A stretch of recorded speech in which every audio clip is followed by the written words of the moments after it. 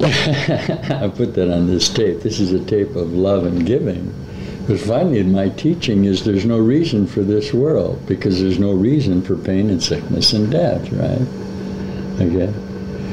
But the idea that there's no reason for this world eliminates the necessity for you to be here. This is the paradox. This is the cusp. This is the dilemma of trying to teach at this level. In a very real way, then, though I give you choice, I assert that you have no choice and are only whole and beautiful and true and loving. Okay?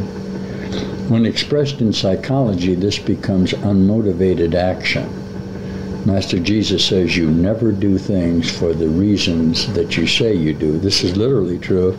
And if you'll give up reasons for doing things, you will come into a whole new sense of your own reality.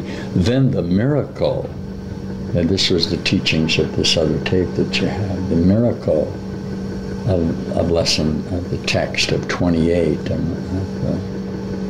lesson 170, will come home, because if you don't motivate your mind, your whole mind will assert automatically, because you are indeed whole-mindedness.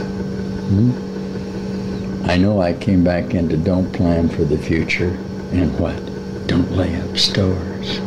Don't plan to die. And this day you don't like this. Give up your possessions and you can't die.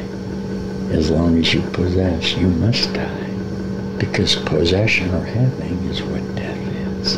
Are you listening to this? No? All of the teachings of the new covenant of Jesus indicate only, don't plan, don't lay up stores. Let God be what He is. Don't judge Him. Huh? Isn't it nice? You're not attacking me too violently when I teach this anymore, are you? Remember that 2,000 years ago, as Master Jesus walked into the temple and taught this, He was immediately crucified. Today, the teachings that Jesus says in the Course is you crucify the Christ every day by denying the certainty of your own reality through the exclamation of the possibility of this grievance of pain and death that we speak of.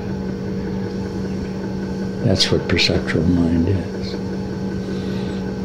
When you go to teach this, you're going to end up with some pretty hard statements, aren't you? Statements like you're either for me or you're against me. You don't like that. You're going to end up with statements like you're either Christ or Antichrist. You're going to end up with statements like the world of perception is attack on God. And that's all right, because finally we want consciousnesses looking at themselves and the individual association with themselves. And in that sense, it doesn't have to do with how many images or groups they gather about themselves to verify this excursion that they pretend to be on. So, wake up. Feel this lovely flow of truth that is engulfing you now, and come to know who you really are.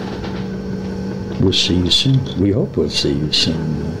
The brothers are moving around the world now teaching this high message, and those who are ready to hear them, or are at least determined to listen, are calling, and their calls will be answered. We'll see you soon.